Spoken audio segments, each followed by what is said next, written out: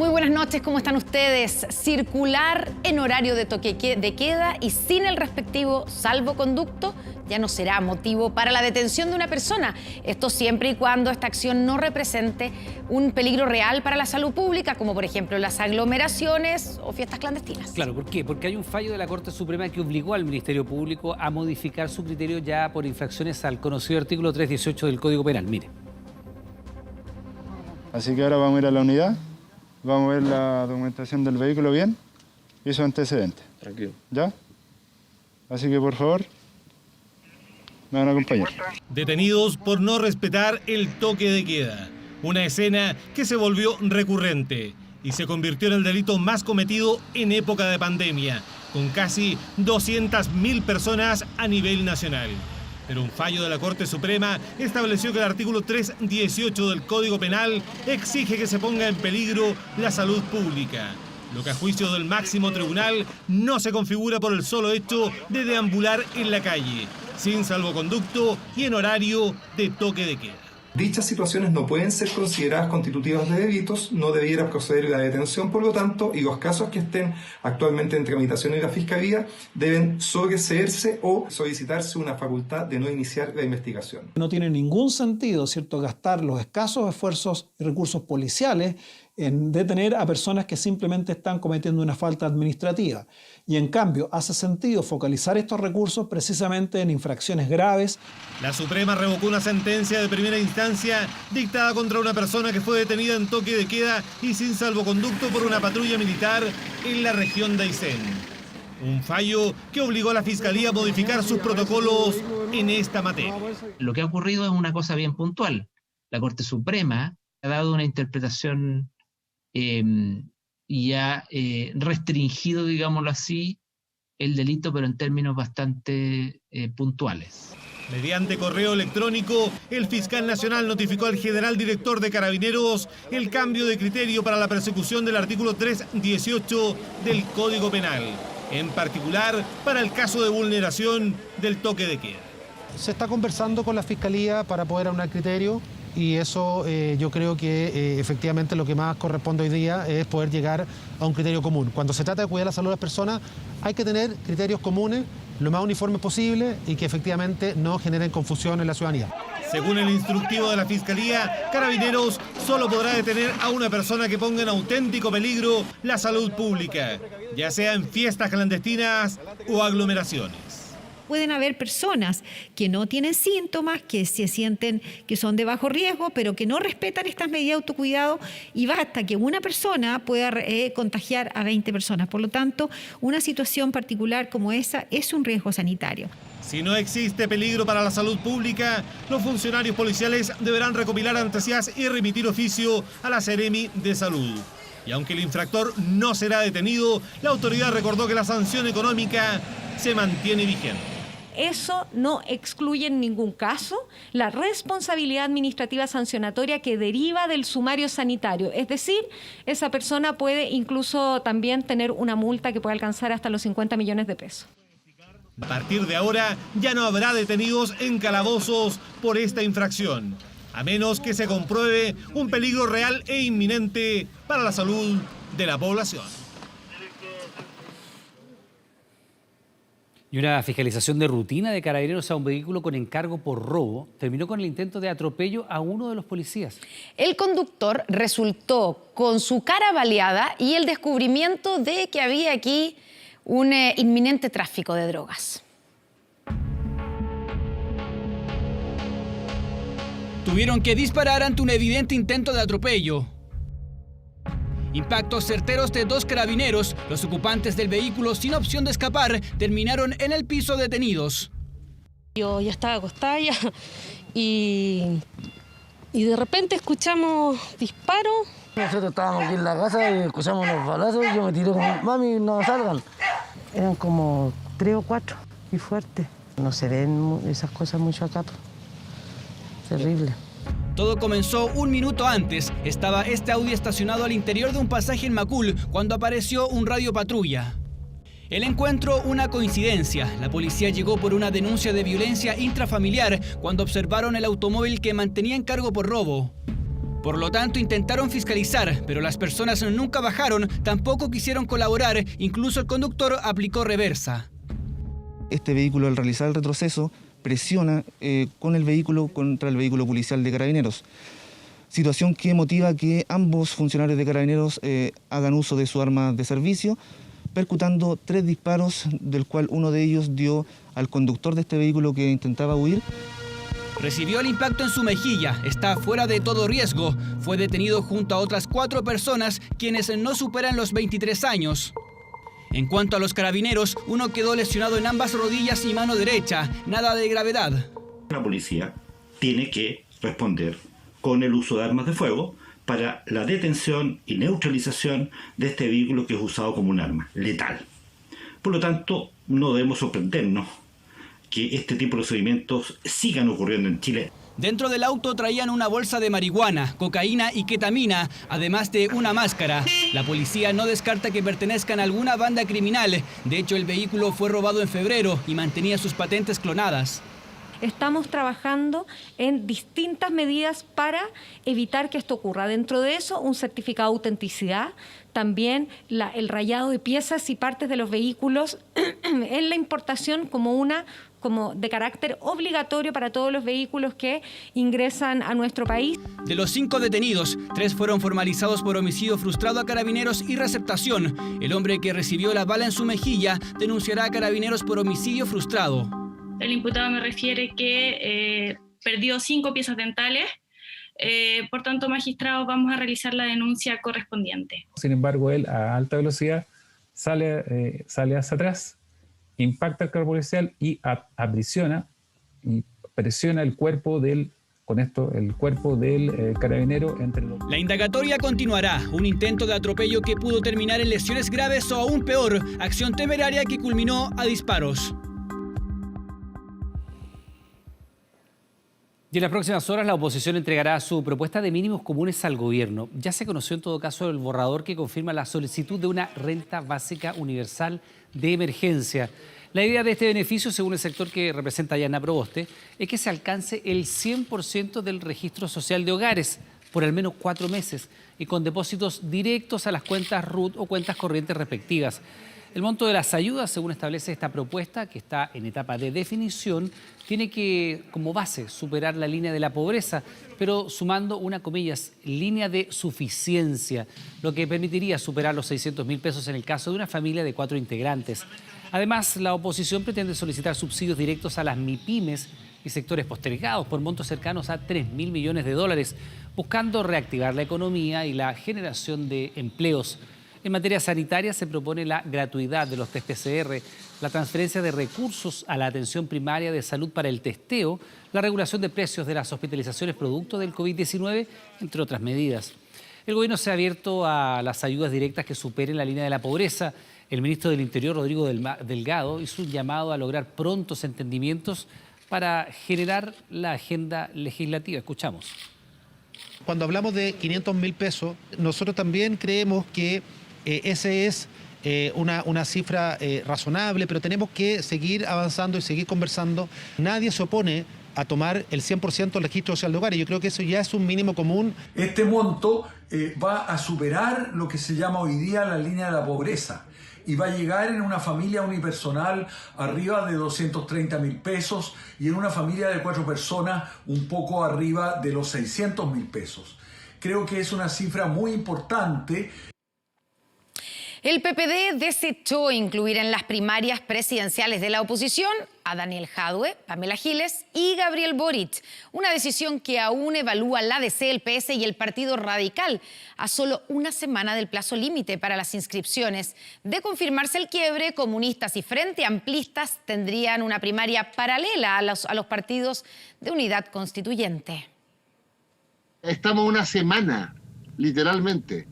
A una semana. El tiempo se acaba el próximo miércoles 19 de mayo. Vence el plazo para la inscripción de los candidatos presidenciales que competirán en las primarias legales del 18 de julio. Complejo panorama en la oposición, donde al menos una decena de aspirantes buscan llegar a la moneda y sus partidos a algún acuerdo. Estamos llenos de confusión en la oposición y a lo menos creemos que la unidad constituyente, los partidos que la conforman, tomen una decisión, pues. Decisión que al menos en el PPD está prácticamente definida: competir en la primaria de la oposición solo con los candidatos de Unidad Constituyente, es decir, con Heraldo Muñoz, Jimena Rincón, Paula Narváez, Carlos Maldonado, un cuadro que completaría el ex frente amplista Pablo Vidal, una primaria que dejaría fuera a Pamela Giles, Gabriel Boric y Daniel Jadwe. No es serio que los partidos de la oposición hasta ahora no le digan a la ciudadanía en qué primaria legal vamos a participar. La idea original del PPD era unirse con el PS y reunidos los socialistas ya habrían adoptado la misma decisión que el PPD. Sin embargo, públicamente en ese partido aún no descartan competir con todos los candidatos de la oposición. No hemos tomado ninguna decisión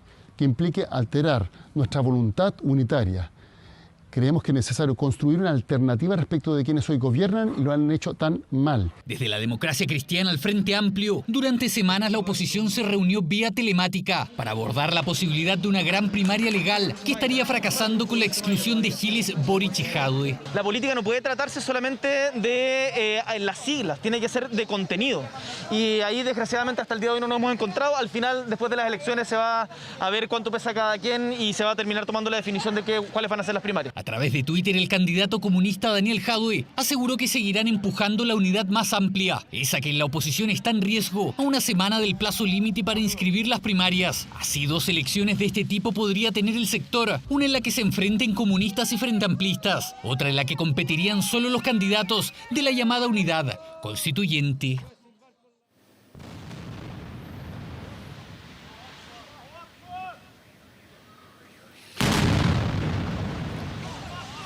Esta impresionante imagen que estamos observando es el derrumbe de un edificio de 13 pisos en la Franja de Gaza tras un ataque israelí. Es una escalada bélica donde ya han muerto al menos 28 palestinos, menores de edad entre ellos, 3 niñitos. También hay 3 israelíes producto de los cohetes que han perdido la vida. La aviación israelí ha llevado a cabo unas 140 operaciones y las milicias de Hamás han lanzado más de 250 cohetes. La Franja de Gaza se ha convertido en el centro de los enfrentamientos entre palestinos y las fuerzas de defensa de Israel, en la que ha sido calificada como una de las peores escaladas de violencia de la última década. Las autoridades de salud árabes informaron que al menos 28 personas han perdido la vida, entre ellos 9 niños, mientras que cientos han resultado heridos y han tenido que ser atendidos en hospitales entre ruinas. Escuchamos el sonido de un poderoso estruendo. Inmediatamente pensé en mi hijo que estaba afuera. Había cuerpos quemados. Encontré a mi esposo e hijo cubiertos de sangre.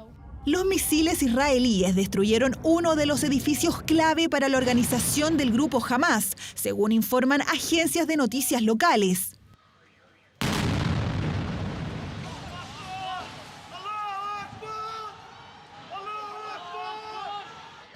A medida que la violencia avanza en las calles, en el aire se multiplicó el lanzamiento de misiles. Desde el grupo Hamás aseguran que han enviado más de 400 cohetes a territorio israelí, siendo de los que sí cruzaron, varios han caído dentro del distrito de Tel Aviv, como fue el caso del barrio de Jolón, mientras que otros en la ciudad de Ashkelon. Al menos 3 personas han perdido la vida tras estos ataques. El primer cohete que escuché fue a las 5 de la mañana. Hubo una pausa de 20 minutos y después volvieron muy fuertes. El aumento de la tensión en Medio Oriente mantiene en alerta a la comunidad internacional. El Consejo de Seguridad de la ONU anunció que se reunirá este miércoles para analizar la situación. El secretario general está muy preocupado por la escalada de tensión en territorio palestino ocupado e Israel, incluyendo los enfrentamientos en Gaza. El primer ministro de Israel amenazó con endurecer los ataques en la Franja de Gaza, mientras que el jefe del grupo Hamás respondió asegurando estar listo para una escalada bélica.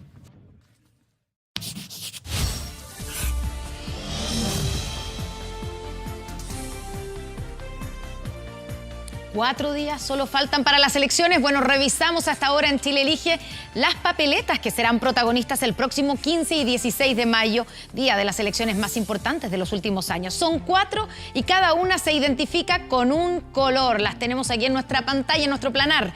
La beige es para los constituyentes. La naranja, que aglutinará a los candidatos que quieren ser gobernadores regionales. Por primera vez elegimos gobernadores regionales.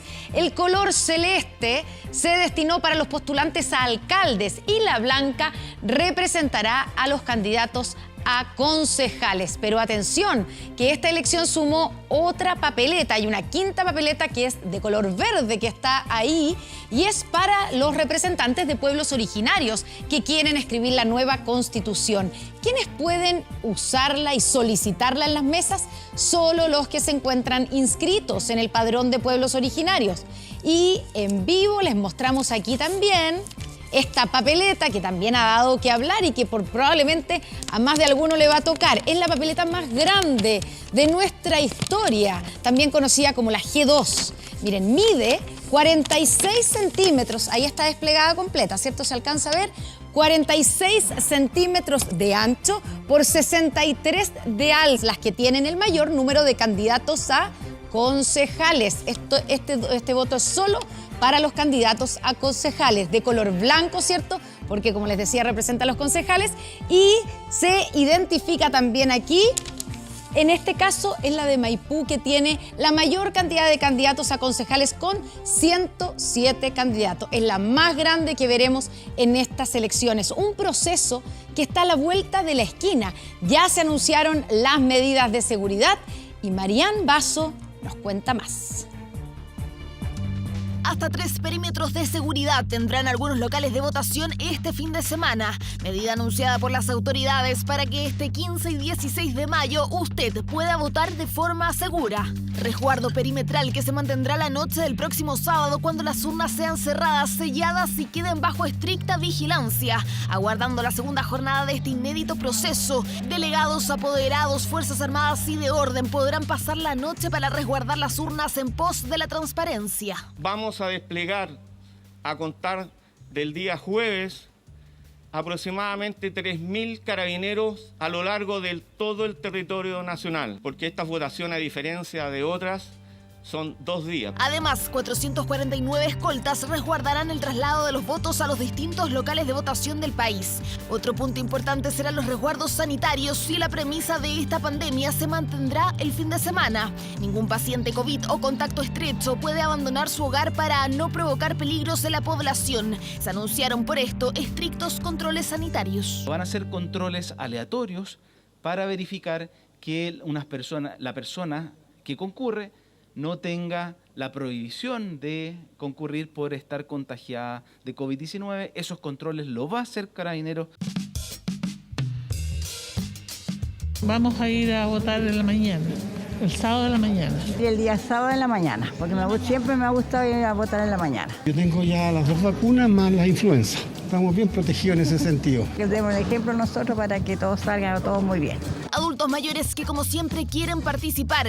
Si bien en el plebiscito bajó su asistencia en las urnas dado el contexto de pandemia, ahora, ya con gran parte de la población de riesgo vacunada, se espera que su participación aumente, pero siempre respetando las medidas sanitarias y evitando aglomeraciones. Para ello hay recomendaciones. Ir el día sábado, porque va a haber menos afluencia de gente entre las 2 y las 6 de la tarde, porque ese es un horario que habitualmente va menos personas a votar. Deben utilizar de manera permanente las medidas de autocuidado, mascarilla que cubra nariz y boca, mantener distancia mayor a 1 metro con otras personas y asear frecuentemente sus manos. Independiente de las recomendaciones, adultos mayores, embarazadas y personas en situación de discapacidad siempre tendrán preferencia para votar.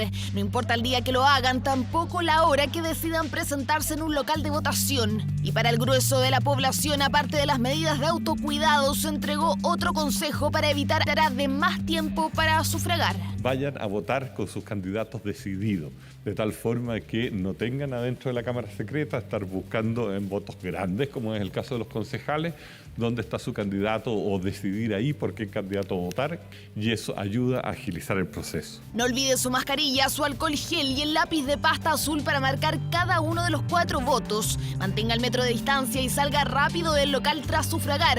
Medidas importantes para garantizar que estas elecciones sean seguras, pero sobre todo muy participativas. Y comenzó el juicio oral por el brutal homicidio de Tomás Acevedo, un joven scout de San Vicente de Tahuatahua, que hace casi 2 años fue asesinado de 200 puñaladas. Los acusados son una de las mejores amigas de la víctima, de entonces 14 años, y el pololo de esta. El móvil del crimen sería venganza. Se dio la alerta por la desaparición de Tomás Acevedo Olea, de 17 años, tras participar en una reunión de scout. 12 horas más tarde, su cuerpo sin vida fue encontrado con múltiples heridas cortantes en el sector del Estero Zamorano en San Vicente.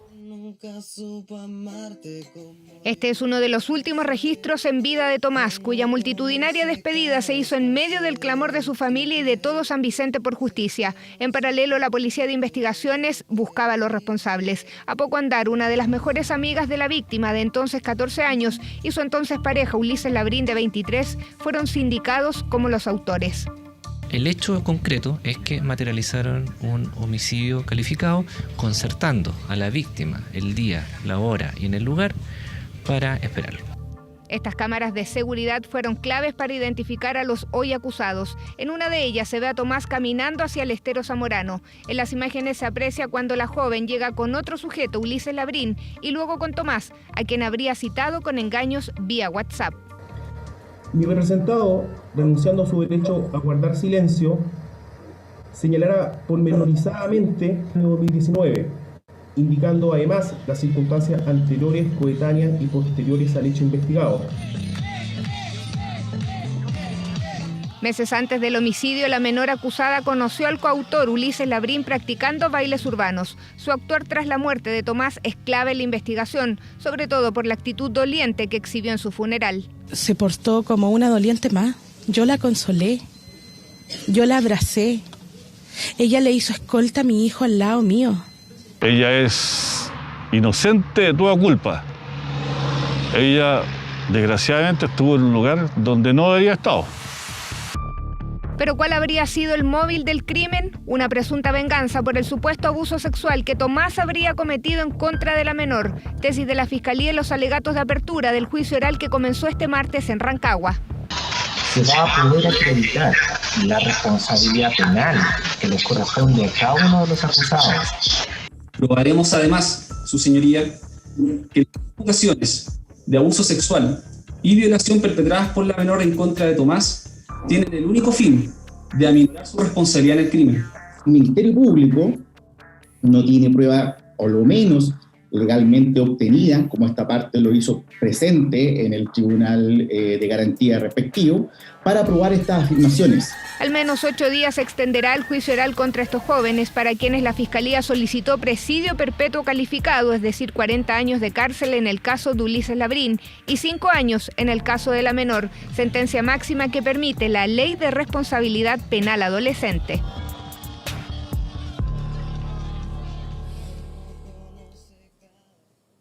Tal vez a usted o a alguien de su familia le ha pasado, lo ha sentido. Más de la mitad de los chilenos se siente agobiado y los especialistas prevén que es una sensación que pueda derivar en el futuro en patologías psiquiátricas como la depresión. Una realidad que se espera afrontar con la nueva Ley de Protección de la Salud Mental, iniciativa que promueve la atención oportuna. Súper estresado, aquí te cuento, pero ya por lo menos estamos sintiendo un poquito más el alivio. Sí, demasiado estresada, la verdad. Con ataques de estrés. Mental y falta de motivación. La pandemia ha afectado negativamente nuestra salud mental.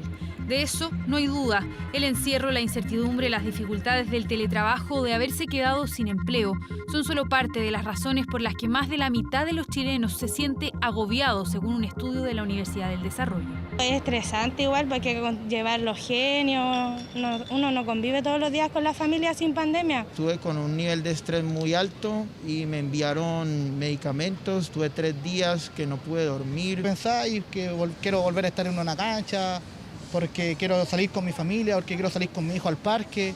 Según el mismo análisis, solo un 14% dice sentirse equilibrado, es decir, sin ninguna consecuencia psicológica por la pandemia. Un 7% asegura sentirse hacinado y con mucho estrés. Y un 26% experimenta una mayor sensación de desconexión social y se siente aislado. 52% está agobiado.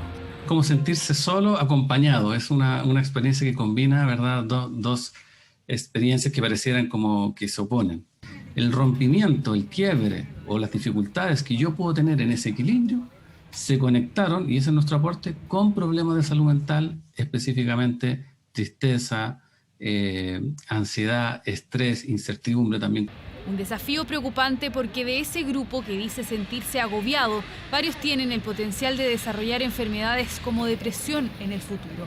Una situación que ya tiene alerta a los equipos médicos y al gobierno. Este martes se anunció la publicación de la nueva Ley de Protección de la Salud Mental, iniciativa que promueve la atención oportuna en este tipo de patologías. ¿Cómo estamos enfrentando estos problemas de salud mental de los chilenos? A través de muchos medios, pero uno de ellos es el Hospital Digital, que le provee primero auxilio psicológico, acogimiento, contención, cariño, escucha activa, como decía Cristóbal, un espacio de desahogo, recomendaciones para aliviar la situación emocional.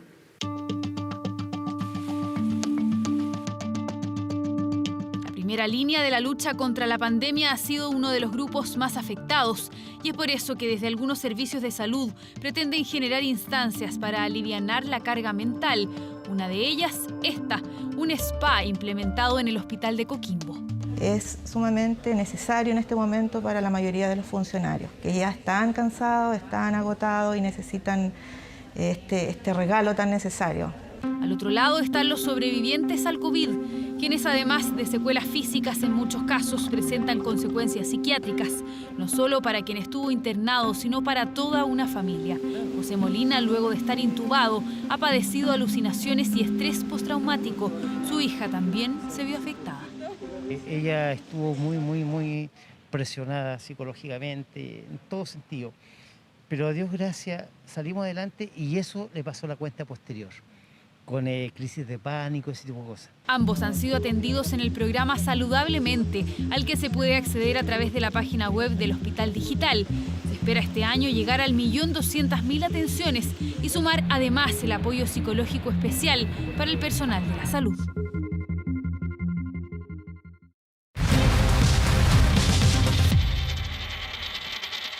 Andrés, de lo que va a ser la entrega del bono de 200.000 pesos. En algunos casos es de 200.000 y en otros casos menos. Hasta 200.000, ¿no? Muy buenas noches. ¿Cómo estás? ¿Todo bien? A ver, hasta 200.000 pesos, bien lo decías tú. Justamente hoy día que se entregó un nuevo balance del retiro, del tercer retiro, 5,6 millones de personas ya lo han pedido. Recordemos que hay 3 millones de personas que quedaron con sus cuentas en cero y justamente se van a ver beneficiados con este bono de 200.000 pesos. El próximo martes 18 de mayo comienzan las postulaciones. Prácticamente de la misma forma que se hacen los retiros, que se han hecho los retiros, se hace este retiro de los 200.000 pesos, este beneficio estatal. Vamos a revisar las gráficas para entender un poco en cuanto a números. Son 3,5 millones de beneficiados, no todos, como decías tú, con 200.000 pesos. ¿Quiénes se van a ver beneficiados con 200.000 pesos? Vamos con la siguiente estación. 2,9 millones de personas que en algún momento, tras el primer o el segundo retiro, quedaron con su cuenta en cero. En algún momento está todo el registro en las AFP, 2,9 millones de personas. Y en el trámite legislativo se sumó otro grupo, y lo pasamos a revisar en la última estación, son 657.000 personas que al 31 de marzo, Iván, tenían en su cuenta previsional un monto inferior a los 200.000 pesos. 150 recién. Si tenían 70, 130. Aquí, en el otro caso, es distinto. Si las personas tienen, no sé, 100, 200.000 pesos en su cuenta, se les suman 200, pueden sacar 400. En el fondo aquí son diferentes casos, pero lo importante es que aquí, que el próximo martes comienza a hacerse la solicitud de este bono de 200.000 pesos. Lo vemos en la nota de Jaime Quesada. Algunos solo pudieron hacer el primer retiro y otros alcanzaron el segundo, pero muchos vieron el tercero desde lejos porque quedaron en cero. ¿Y usted tiene saldo cero en su cuenta de AFP? Sí, cero. Yo estoy en cuenta cero y la estoy pasando muy mal. Agotaron todos los ahorros de su cuenta individual. Por eso recibieron un aporte del el primer grupo. Casi 3 millones de afiliados quedaron sin saldo luego del primer y segundo retiro. A ellos se les depositará 200.000 pesos que luego podrán solicitar. Pagar cuenta y comprar algo para la casa, porque nunca está de más.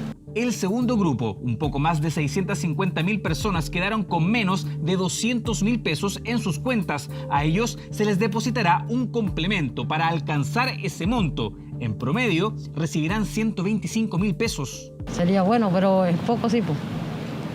¿Debería ser más para usted? Sí, pues. ¿Cuánto más? Unas 300 lucas, una cosa así. Creo que hay que agradecerlo, valorarlo. Ya la iniciativa está bien y sirve. Todo lo que sea un alivio para la gente que está más complicada es ideal. Ahora, no sé si 200.000 sea un alivio para algo en realidad. Pero ¿cuándo estará disponible el depósito o cuándo se podrá hacer el retiro? Este es un proceso que se ha apurado al máximo pensando en la gente. Estamos ajustando todos los procesos a fin de que las solicitudes antes lo realizaremos.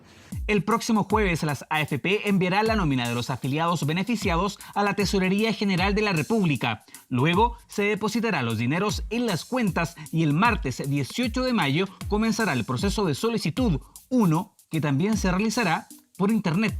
Luego de ingresada la solicitud, el plazo de pago determinado es de hasta 15 días hábiles. Eso del tercer retiro de fondos, este pago también puedan recibir su dinero durante la última semana de mayo. El proceso y entrega del bono de 200.000 pesos ya está en marcha. Ya llevamos 14 meses de pandemia. Hoy se entregaron cifras de desempleo de la Universidad Católica. Sobre todo aquí lo que preocupa o lo que ocupa Iván Núñez es cuánto del empleo perdido se ha recuperado. Y los números son bien elocuentes. Estamos de alguna forma en la mitad del túnel. Estamos en la mitad de este camino que ha sido borrascoso, sobre todo para millones de familias. Vamos con la gráfica. A ver, yo te digo 7,8% de desempleo es un buen número tomando en consideración esta coyuntura de desempleo. Pero ¿qué es lo que no considera esta cifra de desempleo? Y lo pasamos a revisar en la siguiente gráfica. Esto es clave, Iván Núñez.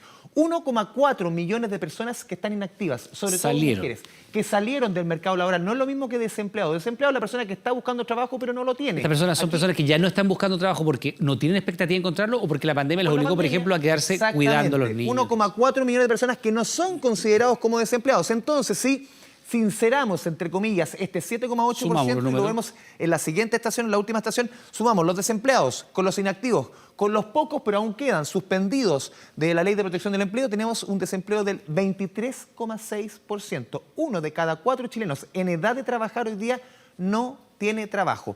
Pasamos a revisar la siguiente gráfica y vemos un poco el vaso medio lleno, no tan lleno como quisiéramos. A ver, en el peor momento de la pandemia se llegaron a perder 2,4 millones de empleos, menos de ocupados. En un pic, nuestra economía llegó a tener 9 millones de ocupados, llegamos a 6,6. ¿Qué está pasando hoy día? Se recuperaron 1,1 millones de estos empleos, ya fueron recuperados. Es decir, y lo vemos en la última estación, ya se ha recuperado el 46% de la caída, falta un 54%. Lo que preocupa, Iván, es que de este 1.100.000 trabajos, prácticamente el 75% son independientes o también informales. No es empleo de buena calidad. No tienen un contrato de trabajo, no tienen la garantía. Vamos a cambiar completamente de tema. ¿Has escuchado hablar, Iván Núñez, de la epidemia de miopía? Sí, por supuesto, y tiene una explicación bastante lógica por lo demás. Exactamente. Esa es la alerta de la OMS por la exposición a las pantallas durante la pandemia. Las ópticas de Chile y ha registrado un aumento, escuche bien, de un 15% en las ventas de lentes ópticos. Especialistas alertan sobre efectos a futuro, en especial en los niños. Al frente de un computador, un celular o la televisión, cada vez son más pantallas las que nos rodean y por consiguiente es más el tiempo que les dedicamos, sobre todo en esta pandemia. Uno está constantemente en las pantallas, en el celular, reuniones. Las clases son online, no pueden salir a la calle. O sea, la única entretención que tienen es el celular. Que estar todo el día en la computadora, tanto en teletrabajo como en presencial. Un fenómeno que ha impulsado las ventas del sector oftalmológico. Han sido de los pocos rubros que han podido permanecer con sus cortinas arriba tras ser consideradas esenciales. Hablamos de las ópticas, que en el último tiempo han visto un aumento en su demanda. Ha aumentado aproximadamente a nivel global en un 15% la demanda de lentes ópticos y lentes de contacto, producto del confinamiento que hemos estado viviendo en los últimos meses. Un fenómeno que aseguran se vive a nivel mundial, y es que el uso de pantallas y la poca luz solar producto de las cuarentenas ha llevado a cientos de personas a necesitar de lentes ópticos. Ha aumentado bastante la demanda. Acuérdate que también por el tema de la pandemia, el trabajo es mucho tiempo en home office. Te daña mucho la vista estar todo el día en las pantallas, entonces es necesario ir cambiando. Mi hija no pensé que necesitaba lentes y ya de los 4 que tengo, 2 usan. Posiblemente a largo plazo va a generar un problema de salud pública, sobre todo en los niños, porque en los niños este esfuerzo visual cercano podría traducirse en aumento de la cantidad de niños que sufren de miopía. Y eso se está viendo en el mundo, donde la Organización Mundial de la Salud ya ha dicho que hay una epidemia de miopía. Una necesidad que María José notó. Ella es contactóloga y tras quedar sin trabajo, se atrevió a crear su propio emprendimiento. Hoy atiende de manera online y despacha a domicilio en todo el país. Producto de la pandemia, nos dimos cuenta que las personas necesitaban mantener el cuidado de su salud visual, sobre todo por el teletrabajo. Cada día están más preocupados de las capas de antirreflejo, los filtros de luz azul o las lágrimas artificiales. Pero el llamado es a no descuidar la vista y asesorarse con expertos, sobre todo al momento de consumir lentes con filtro azul. Con respecto al filtro azul, que siempre hay unas preguntas relevantes, no tenemos evidencia científica que el filtro azul sea realmente un protector de pantalla. Si bien es cierto, es algo que nos puede hacer descansar, no es algo que esté probado que evite un daño visual o que evite un desarrollo de una miopía. Cuidados en una era digital, donde la tecnología ocupa gran parte de nuestra vida. La recomendación es al menos a descansar la vista cada 20 minutos para que de esa forma la visión no se siga deteriorando. Una epidemia de miopía que ha sido también una oportunidad de negocio para algunos, sobre todo en las ópticas. Vamos a cerrar este comentario de economía con este fin de semana, que hay elecciones, 15 y 16 de mayo, 2 días, feriado irrenunciable. Y aquí el gobierno... Con toda la polémica que generó eso. Exactamente, el ministro de Economía dijo aquí, esto es pegarle en el piso a las pymes que han sufrido durante los últimos 14 meses. A ver, 15 y 16 de mayo, feriado irrenunciable. ¿Qué significa esto? Que solamente pueden abrir los locales atendidos por su propio dueño, farmacias de emergencia, los dispensadores de combustible solamente donde se echa la benzina, locales muy puntuales. Distinto, y es como postula el gobierno, que debe ser un feriado legal, que ahí obviamente la cantidad de comercio que puede abrir es muchísimo mayor. Y podría funcionar el delivery, por ejemplo. Sí, aquí claramente hay opciones para los dos lados en cuanto a opiniones. Claro, uno puede decir feriado irrenunciable, el comercio en esta coyuntura y sobre todo quienes atienden todo tipo de comercio se va a ver muy golpeado. Pero por otro lado, también recordemos que la ley permite 2 horas para que los trabajadores vayan a votar. En el caso que sea feriado legal y vayan a trabajar buena parte de los trabajadores, sobre todo del comercio, no sé si existe la posibilidad de que se les den esas 2 horas o más para ir a votar. La cantidad de trabajadores, sobre todo en esta coyuntura. Ahí está la pelea entre comillas, entre el ministro de Economía y también la CUT. ¿Por qué? Por este proyecto de ley que ya fue aprobado en el Congreso, feriado irrenunciable sí o sí este 15 y 16. Al gobierno no le gustó nada. Escuchemos declaraciones.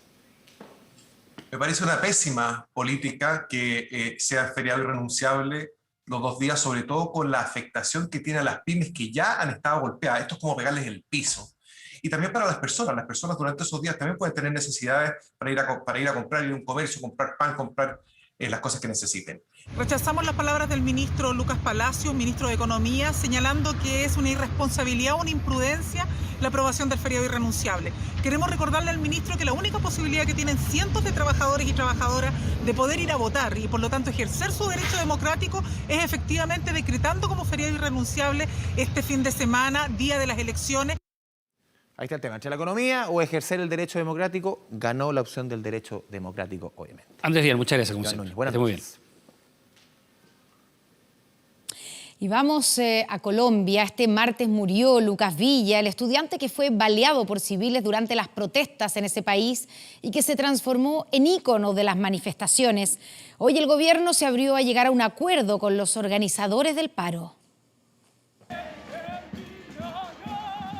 Él es Lucas, el estudiante de Ciencias del Deporte que recibió 8 tiros cuando participaba de una manifestación contra el gobierno de su país y de inmediato se transformó en uno de los íconos más importantes de la protesta colombiana. Sin embargo, y tras casi una semana con muerte cerebral, Lucas Villa falleció este martes. El líder estudiantil de 37 años fue internado el pasado 5 de mayo tras haber sido atacado por civiles en este lugar, el viaducto de Ciudad de Pereira. El dolor nos embarga a todos y no tiene justificación alguna que a nadie asesine. Durante aquellos incidentes, otras 2 personas que se encontraban manifestándose también resultaron heridas. Uno de los afectados era un profesor universitario. Tras ser atacado, Lucas quedó con muerte cerebral. Mucha tristeza. Tengo un dolor de padre enorme y un dolor de patria que no se imaginan. A Lucas Villa lo mataron civiles armados, pero en Colombia también hay fuertes críticas de organismos internacionales por la desproporción en el uso de la fuerza empleada por la policía. El expresidente Álvaro Uribe se refirió a este y otros temas anoche en el programa Vía Pública. Primero, Human Rights Watch es muy sesgada contra las fuerzas institucionales de Colombia, contra las políticas de seguridad de Colombia. Segundo, las Fuerzas Armadas de Colombia han sido democráticas, nunca han estado al servicio de dictaduras. Aquí hay unas denuncias, esas denuncias se investigan, se sancionan. La Fiscalía está estudiando unas 4 denuncias serias y hay muchas falsas acusaciones contra las Fuerzas Armadas de Colombia y contra la policía. Sigue bailando en cada nube y haz felices a todos por allá, como lo hiciste aquí. El texto lo escribió su hermana en redes sociales, donde Lucas recibió un amplio reconocimiento, una especie de homenaje para despedir al estudiante de la Universidad Tecnológica de Pereira, otra víctima mortal de las más de 40 que suman en Colombia desde el inicio de las protestas. Y de vuelta a nuestro país, nuevos registros muestran la rápida reacción que tuvieron 2 conductores en la autopista Vespucio Sur, escuche bien, para convertirse en víctimas de una encerrona preparada hasta con barricadas frente al denominado barrio chino en Lo Espejo. La nota es de Josefa Bustos y Juan Pablo Muñoz.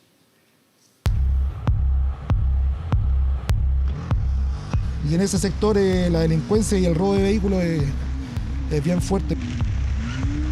Comúnmente ni siquiera pasamos por ahí. Después del toque de queda es cuando más hay que tener cuidado. Al conductor de esta moto la rápida reacción posiblemente lo salvó. Es plena madrugada en Santiago. En su camino una barricada, varios hombres esperándolo. Logró huir. Atrás lo venían siguiendo. Es Avenida Américo Vespucio Sur con General Velázquez otra vez. Los lanzazos y el robo a camiones no bastan. Una de las 5 esquinas más peligrosas de Santiago está en la comuna de Lo Espejo, Gil de Castro con Avenida Central. Los delitos en esta esquina no son algo nuevo, las encerronas tampoco, aún así son las potenciales víctimas de hoy, testigos recientes quienes encienden la alerta. Tenemos tanto un acceso como una salida de la autopista de Vespucio y cada vez que sale un vehículo le antecede otro y ha pasado en varias ocasiones que lo han asaltado. De noche, ¿A toda hora? vigilancia, algo. Nada, están un rato y después se van. Primero un poquito de contexto. Decimos otra vez porque esta se ha convertido en la esquina del terror para varios conductores. Está frente al denominado barrio chino, una zona históricamente conflictiva en Lo Espejo. De noche sí, pues difícil porque si no te conocen, obviamente que te van a robar. Como el dicho, sí. Todos viven matando gente, peligroso para acá. Yo no puedo decir nada más. Pero para Carabineros el panorama es otro. Las cifras muestran que si entre enero y mayo del 2020 se habían registrado en esa intersección 290 delitos, en el mismo periodo de este año van 160. O sea, según la institución, en más de un 44% estos episodios han bajado. Efectivamente se han realizado servicios policiales. Estos servicios han contado con la presencia de personal territorial y a su vez Prefectura de Radio Patrullas. Dron de la Intendencia, disminuir los delitos violentos que han ocurrido ahí. También tenemos un aumento en la cantidad de detenidos de un 24%. Si el conductor de la moto lo salvó su rápida Reax 20 de la mañana, misma autopista, misma barricada, quizás los mismos delincuentes, aunque a él lo recibieron con disparos. Jóvenes que andan haciendo maldades, ¿no? Claro, para la famosa droga. La delincuencia lo ampara más a ellos que a uno. Si bien es cierto, queremos arrancar y podemos atropellar a una persona, créanme que al final de cuentas después nosotros pasamos a ser los delincuentes. Varios evitan pasar por aquí. El temor a convertirse en una víctima más creció. ¿Cómo abordarlo? La Subsecretaría de Prevención del Delito ya elaboró un plan que ayudará a identificar los puntos más conflictivos de la capital. Instalarse cámaras que también, por supuesto, van a ser integradas a Carabineros. Se ha generado una tarea de limpieza y de verificar todo lo situacional que provoca que el delito sea más viable en ese lugar. ¿Para qué? Para enfrentarlo, para que no ocurra y que si es que ocurra, podamos reaccionar de manera inmediata. Desde el municipio insisten en que la seguridad de las autopistas no es responsabilidad suya. Es exclusiva responsabilidad de las concesionarias. El alcalde Miguel Ángel Bruna ha hecho reiteradas gestiones para fortalecer los temas de seguridad en el que las autopistas han hecho oídos sordos. Por eso invitamos nuevamente a que tomen cartas en el asunto. Desde la autopista Vespucio Sur explicaron que están conscientes de los hechos, que son de máxima gravedad y que no solo ha afectado a conductores, también han sufrido el robo de infraestructura. Aseguraron que todos los antecedentes han sido puestos a disposición del Ministerio Público y las policías para aumentar la seguridad en el lugar. Algo urgente, dicen quienes transitan por aquí a diario y hace años, víctimas de delitos cada vez más violentos y con más preparación. Ellos tuvieron suerte, pero varios otros no. Luego de la emisión del reportaje de 24 horas que entregó detalles de miles de denuncias por presuntas adopciones ilegales, nuevos casos salen a la luz. La PDI investiga vínculos de funcionarios públicos y asistentes sociales de la época. Luis Soto con el informe.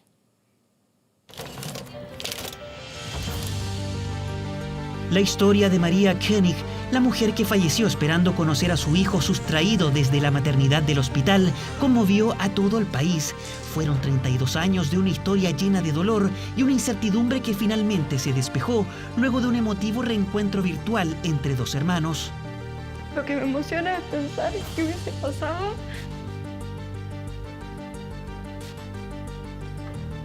si yo me hubiese podido criar con un hermano. Hola, hermana. Hola, hola. Estás bello, bello, bello. Es uno de los tantos casos de supuestas adopciones ilegales que por estos días investiga la justicia. Pero luego de la emisión del reportaje de 24 horas, nuevas denuncias salen a la luz pública. María solo tenía 20 años esa tarde de diciembre debido a sus fuertes dolores previos al parto. Y en una camilla me trasladaron a otra sala sola. Vinieron los dolores, me mejoré sola. Una matrona habría llegado minutos después, pero ni siquiera le permitió acercarse a la guagua. En ese minuto María notó que había traído al mundo a una niña. Fue la única vez que la vio. Aparece una monja y se va. Mi hija se fue llorando. Yo la sentí hasta el último que se alejó por los pasillos. Lo que vino después es difuso. No recuerda mucho. Dice que la tuvieron sedada 3 días. Al cuarto quiso ver a su hija, pero le dijeron que había fallecido. No la dejaron ver el cuerpo, tampoco le dieron un certificado de defunción. Siento pena por lo mío. Digo, están pasando los años y no sé nada. No tenía información de nada. El paso inexorable del tiempo es quizás el mayor enemigo. María Koenig partió sin saber que algún día su hijo perdido se reencontraría con su familia. el tiempo es acotado. Nuestras madres están falleciendo lamentablemente. Duele, pero es la verdad. La mamá ya tienen edad, 70, 80 años, con la pandemia ha sido todo terrible. En aquella época muchas religiosas o asistentes sociales, pensando en el mejor futuro de un menor, decidieron por las madres. Para ellas era mejor que entregasen a sus hijos sin obviamente estar de acuerdo a aquellas madres. La justicia investiga conexiones con funcionarios públicos, abogados y hasta jueces de la época que facilitaban los trámites de adopción. Si bien es cierto, no había como un precio determinado o la venta de un menor, sí los papás adoptivos tenían que pagar mucho dinero por la tramitación que se efectuaba de la adopción acá en Chile. Pero los padres adoptivos, en la mayoría de los casos, también fueron engañados. Los documentos de adopción tenían plena validez legal, pero eran ideológicamente falsos. La mamá de Gabriel trabajó como nana puertas adentro en la casa de un asistente social de Concepción. En 1980 quedó embarazada, pero su situación económica no era la mejor. Mi mamá tuvo su bebé, hizo las gestiones para que ella pudiera, mientras ella se estabilizaba económicamente, la bebé iba a estar bien en un hogar de una residencia de niños. Pero pasó el tiempo, la mujer perdió el contacto y no supo más de su hija. Dice que la llevaron a Santiago, porque allá la recepcionó una asistente social llamada Telma Uribe. Ella la recepcionó la guagua. Telma Uribe fue funcionaria pública y trabajó en la Casa Nacional del Niño. Luego de jubilarse en 1974, ejerció de manera independiente en el área de la adopción. La PDI incautó más de 900 fichas con presuntas irregularidades desde su casa en 2017. Actualmente tiene 100 años y es una de las investigadas por la justicia. Llegamos hasta su domicilio para consultar su versión de los hechos. No puede salir. ¿Por qué? Porque ella está viejita, entonces no puede, ha estado con neumonía. Tiene 100 años ella y hace poquito que estuvo con neumonía, recién terminó de darle almuerzo. En busca de más antecedentes, fuimos también al domicilio de Gilda Minerva Silva Díaz, asistente social que inscribió el registro de nacimiento de Nicola Castillo Koenig, el caso que expuso el reportaje de 24 horas. Preguntando por la señora Gilda, una periodista. Nos indican que está jubilada y fuera de Santiago y que no nos entregarían más antecedentes. Hemos determinado que existen varios grupos, no todos conectados entre sí, pero sí muchos nombres que se nos han repetido, de asistentes sociales que aparecen vinculadas a opciones. Muchas asistentes sociales a lo largo del país jugaron un rol clave en las adopciones ilegales.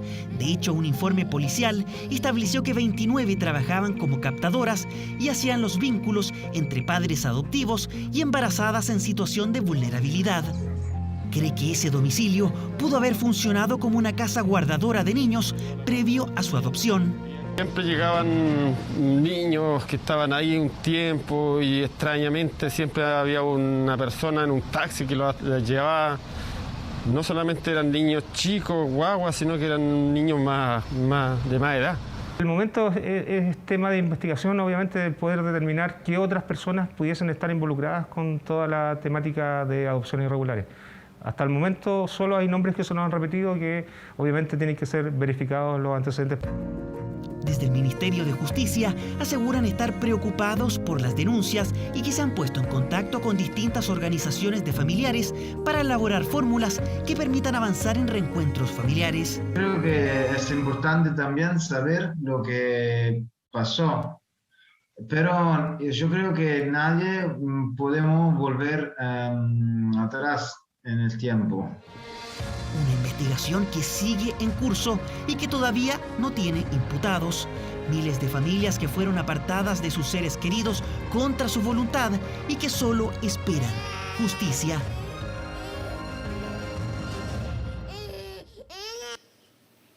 Fíjese que con tan solo 30 años y una vida cargada de éxitos deportivos, el ciclista chileno Christopher Mancilla falleció producto del COVID-19. Los especialistas advierten que 2 de cada 3 internados en la UCI hoy son menores de 60 años. La hospitalización de personas jóvenes además sigue en aumento.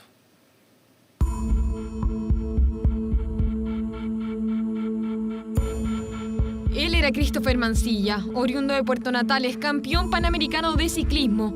Sumó cientos de kilómetros de pedaleo en una carrera que hoy no pudo vencer.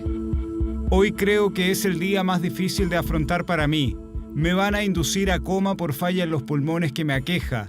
Veamos si este cuerpo no está oxidado y puede despertar una vez más. Con ese mensaje a través de Facebook, el deportista de solo 30 años compartía su compleja y sorpresiva situación de salud. Lamentablemente, el mensaje se transformó en su última publicación, en una despedida. Si se proponía algo, lo hacía, lo lograba.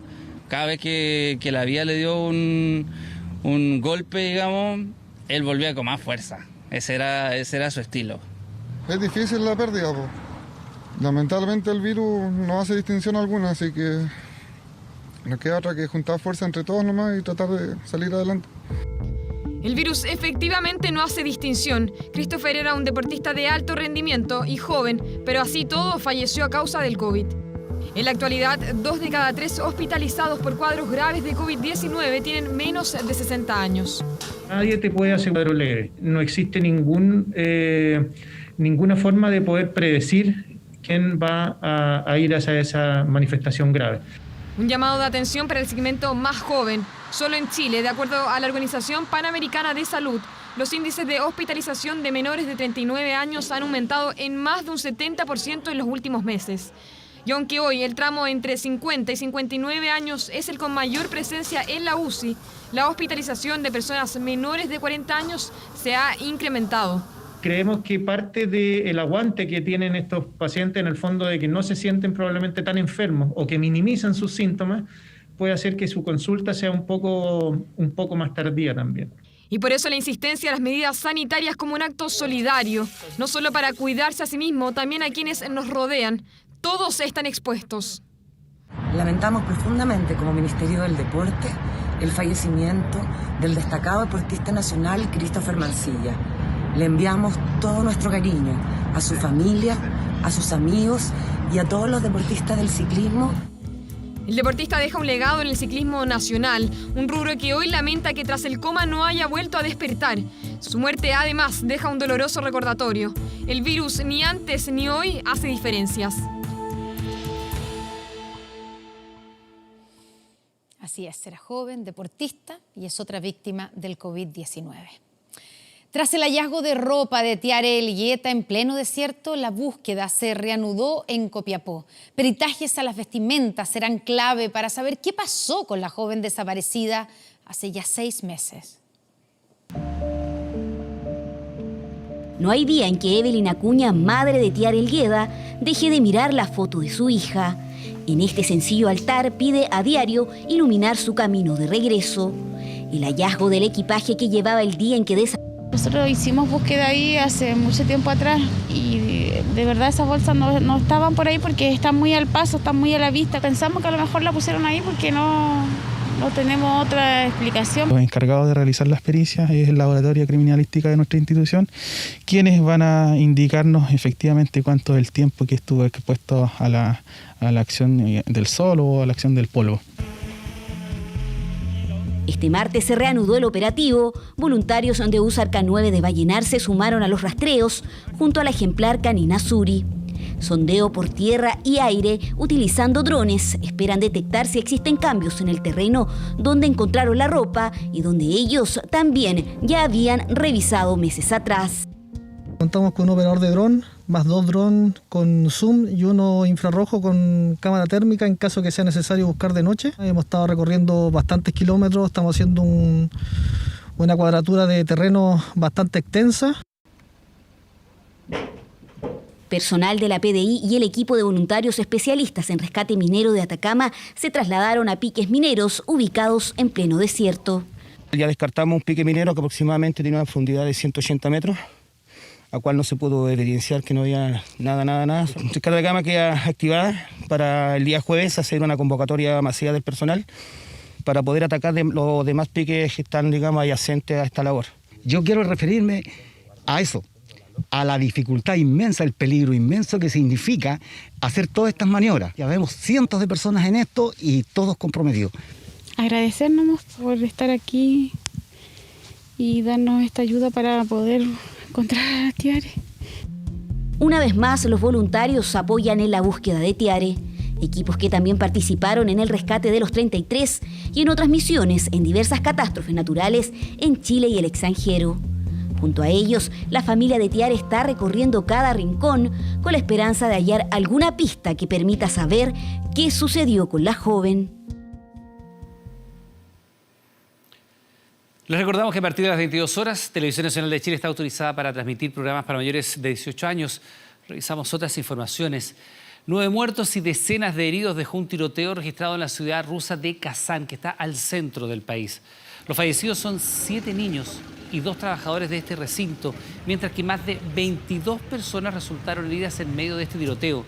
El atacante fue identificado como un ex estudiante de 19 años que había adquirido su arma de forma legal.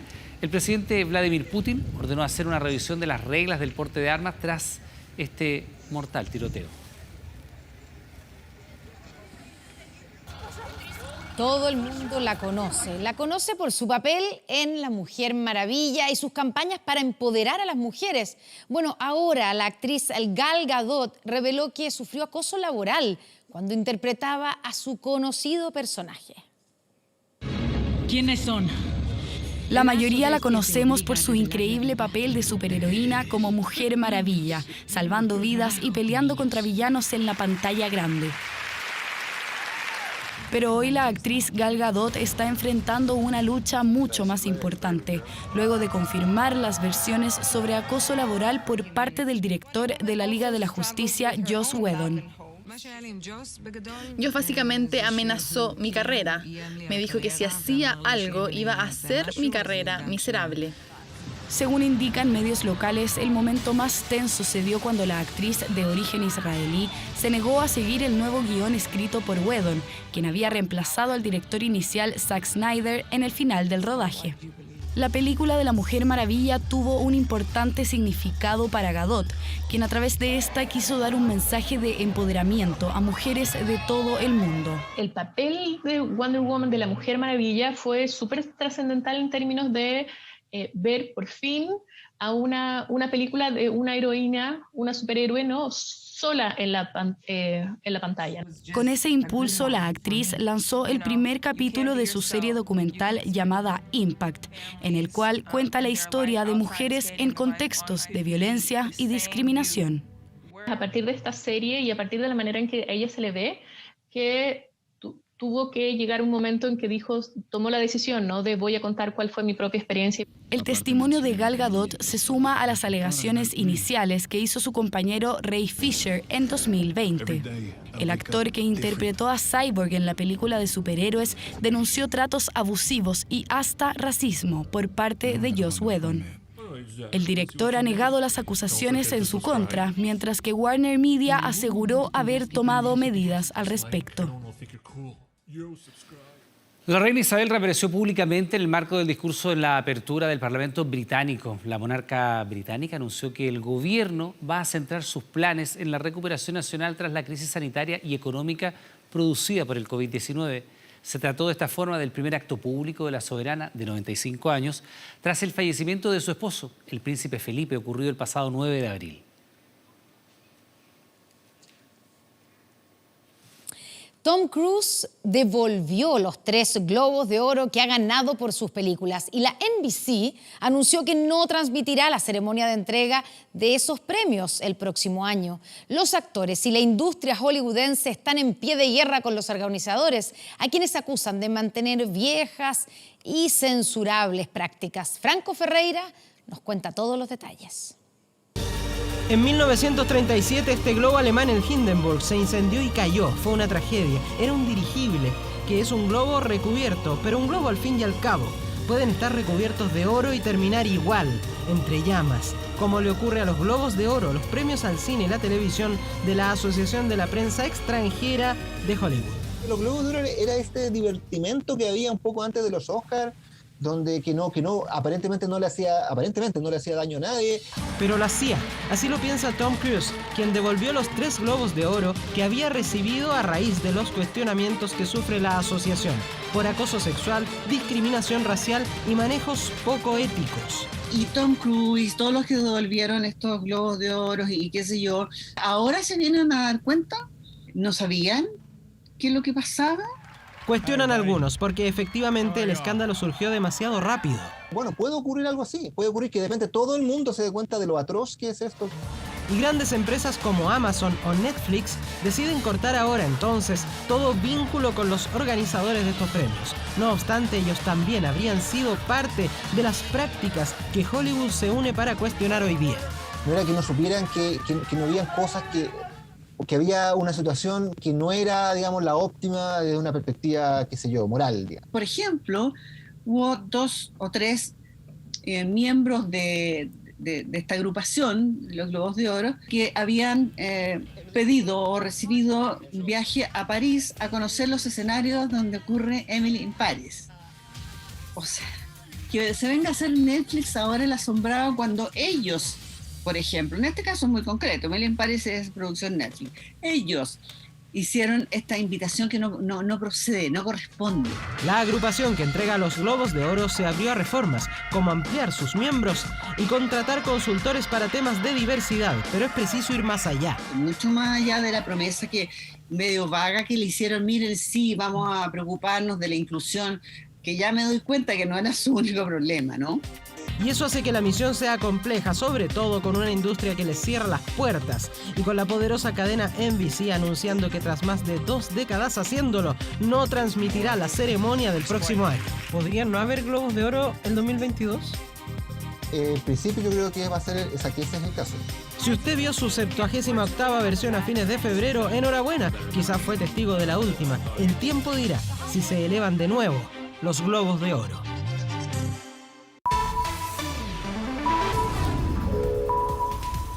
Ahora.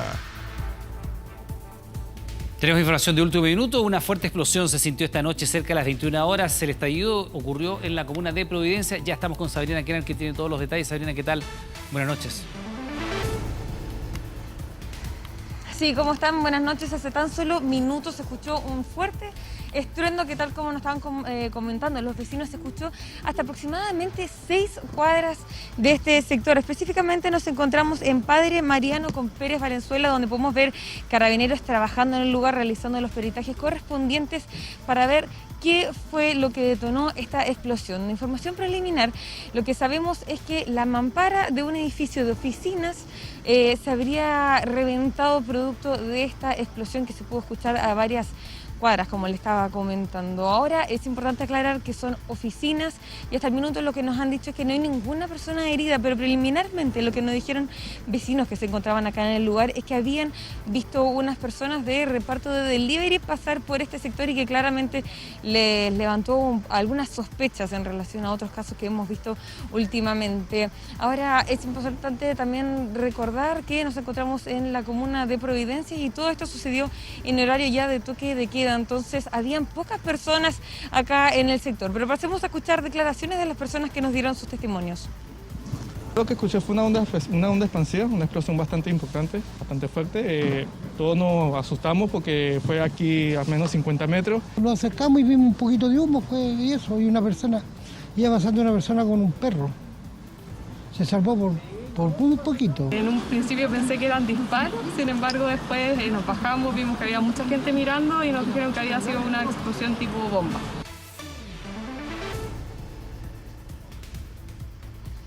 Claro, un susto fue el que pasaron los vecinos, tal como nos estaban relatando. De todas formas, nosotros vamos a quedarnos acá pendientes de las declaraciones que nos puedan hacer Carabineros respecto a esta situación, y hasta este punto se va a dirigir el fiscal metropolitano sur, Héctor Barros, también para ampliar más sobre esta información. Nosotros de todas formas le estaremos informando cualquier novedad. Bien, Sabrina, estamos atentos entonces a la información que nos entregues. Muchas gracias. Vamos ahora con los deportes junto a Pedro Carcuro. Y debió ser sancionado con tiro penal. Entonces mantengo mi decisión, ¿vale? Textualmente se ha dicho que el árbitro Béjar ha quedado congelado después del penal no sancionado a favor de Colo-Colo en el partido frente a Palestino.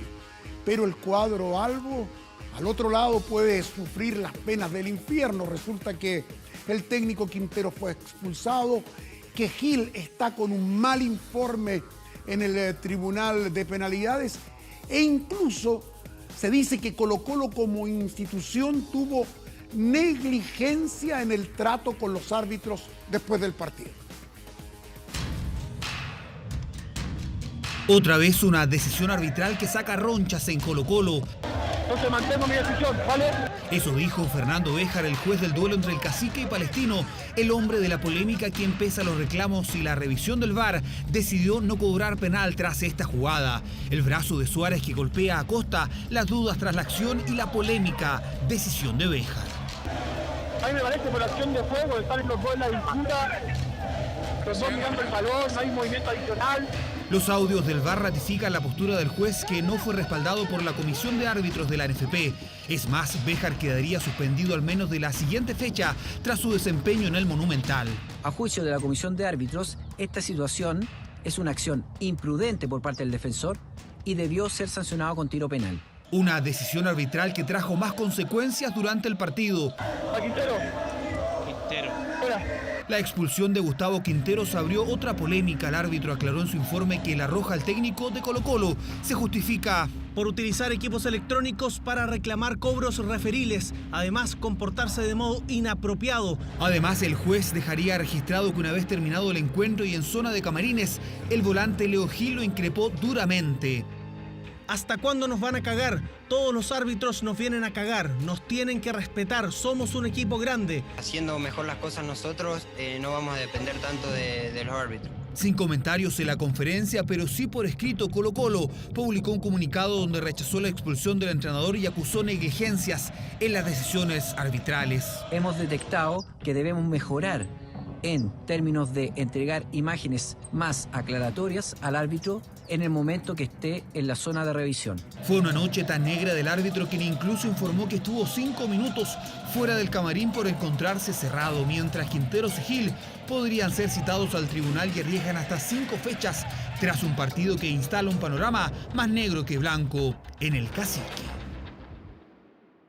Una parte súper importante de los equipos no reconocen la real remuneración de los jugadores. Lautaro de Buin fue expulsado del fútbol chileno por el tema de los dobles contratos. Ahora el problema también ataca a Deportes Colina. Y el dueño, entrenador del equipo del sur de Santiago, hablamos de Lautaro, dice que esta es la punta del iceberg, que son muchos los equipos que tienen la misma situación y que se debe investigar a fondo. Y esto es como los juicios en China, pues. Te condenan y uno ya es culpable. ¿Cuál es la potestad que tienen ellos que le hagan boleto honorario? En muchos equipos de primera división le hacen contratos paralelos para tratar de no pagar el impuesto que corresponde. Que si ellos no firman, los cortan. El castigo es excesivo, es brutal, nunca visto. Lautaro de Buin y Deportes Colina, 2 equipos con líos contractuales. El primero, desafiliado de la ANFP, esperando una apelación. El segundo, a puertas de una demanda laboral por dobles contratos a través de una corporación municipal. El caso de nosotros el equipo fue financiado con recursos propios. No tiene ninguna relación con ninguna corporación. Carlos Encinas ha estado en la polémica luego de que expulsaran a Lautaro de Buin por falsificación de documentos. Se desmarca de lo sucedido con Deportes Colina. Tienen que ser sancionadas las personas que, más que las que ocuparon esas platas, las que de alguna forma extrajeron las platas de donde no correspondía. Queremos que se nos juzgue como eventualmente se va a juzgar a todos los demás que han incurrido en los mismos errores. Marcelo Bielsa, dentro de su trabajo, por el cual renovó, digamos, está el ver lo que corresponde a la selección sub-20. Él es Carlos Morales, administrador municipal de Colina y gerente general del club. Tuvo un paso por la ANFP en ese mismo cargo, siendo mano derecha de Harold May Nichols. Rechazó nuevamente hablar con 24 horas, señalando que la legalidad de la situación se verá en tribunales. Todas las conversaciones se hacen con él. De hecho, a mí me atendió 2 veces dentro de la alcaldía. El alcalde de la comuna se refirió al suceso en redes sociales. Son más de 12 boletas a nombre de la corporación para un futbolista como monitor deportivo. Lamentablemente, un deporte maravilloso es usado muchas veces por inescrupulosos. Yo la verdad que no soy pro que desafíen a nadie. O nos den plazo para regularizar todas las cosas que haya que regularizar en la interna de los clubes. Habrán reuniones entre ANFP, SIFUP, Ministerio del Deporte, Hacienda y Trabajo para discutir las irregularidades contractuales del fútbol chileno. Lautaro de Buin espera su apelación. Deportes Colina deberá ir a juicio.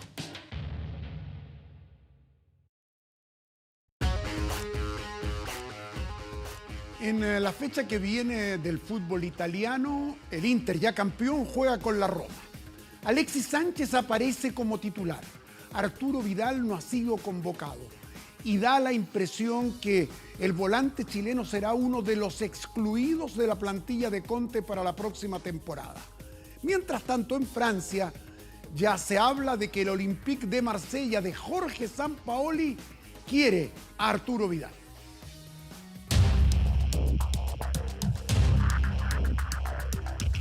El Rey una temporada con un nuevo título para su vitrina. Pero sin tanto brillo como otros campeonatos y con una lesión en el desenlace que aún lo tiene parado. Arturo tiene una pequeña inflamación en su rodilla que fue intervenida. Una lesión de la que aún se recupera, pero en Italia ya piensan en la próxima. Busca la plaza económica con Marsella. Todos los caminos apuntan a Marsella. El Olympique de Jorge Sampaoli lo viene seduciendo hace meses. La idea para este proyecto es competir en cualquier lugar donde el equipo juegue. Incluso en Francia dicen que es un potencial refuerzo del Olympique de Marsella. Sampaoli quiere que Vidal sea su rey por las próximas 2 temporadas. La duda de Olympique es su actual estado físico y su alto salario, aunque McCourt dispuesto a ofrecer un Arturo Vidal. Por mientras Vidal tranquilo se recupera y aprovecha de mostrar su nueva joyita. El Rey deja todo en manos de su representante a sus 33 años. Aún le quedan un par de temporadas en Europa. Seguramente la gran desilusión es Arturo Vidal, que fue pedido por Antonio Conte para reforzar el centro del campo, pero sus presentaciones no han sido las esperadas. Aparte de Marsella, Galatasaray y Flamengo han preguntado por Vidal. Al Rey no le faltarán ofertas, pero antes que todo debe haber una conversación seria con Conte y el Inter. Una historia que tiene varios capítulos más por contar.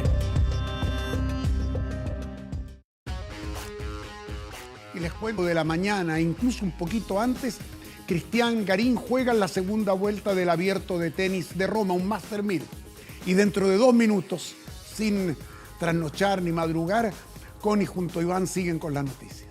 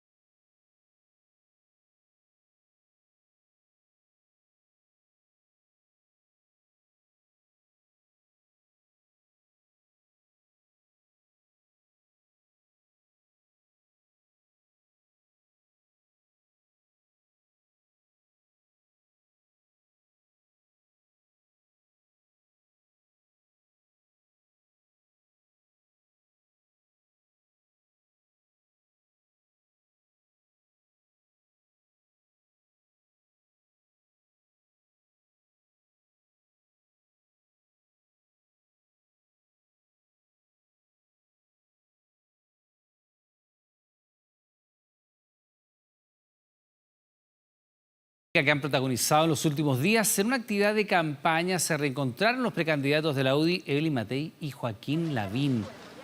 ¿Qué ocurrió allí? Ambos postulantes, junto al resto de los candidatos a la moneda de Chile Vamos, se reunieron para entregar su apoyo a Catalina Parot Y aunque los dos evitaron la confrontación, Matei sí advirtió que existen diferencias que deben ser zanjadas. La alcaldesa de Providencia ha insistido en que la UDI apueste por un mecanismo que permita que las dos cartas del partido participen de la primaria oficialista. Lavín es contrario a esta idea y junto a varios parlamentarios apoya la opción de un candidato o candidata único.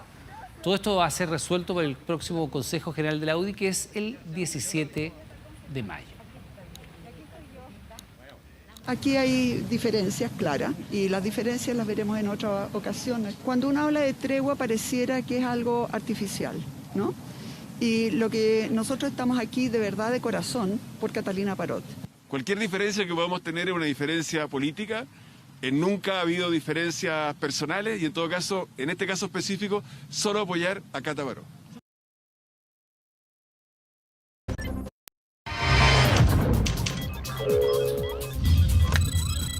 24horas.cl. Esta es una invitación para que ingrese a nuestro portal 24horas.cl porque la verdad les facilitamos las cosas. Usted puede conocer las propuestas de candidatos y candidatas constituyentes, las opciones para votar por alcaldes, concejales, gobernadores, primera vez que escogimos a los gobernadores, y prepararse antes de este 15 y 16 de mayo. Recuerde votar informado y aclarar las preferencias en nuestra plataforma Conoce a tu...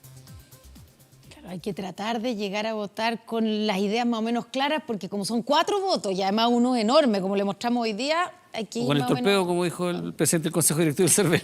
Con el torpeo. Bueno, muchas gracias por informarse con nosotros. Quédese en TVN porque ahora viene Fuerza de Mujer y después The Good Doctor. Que lo disfruten. Buenas noches. Buenas noches.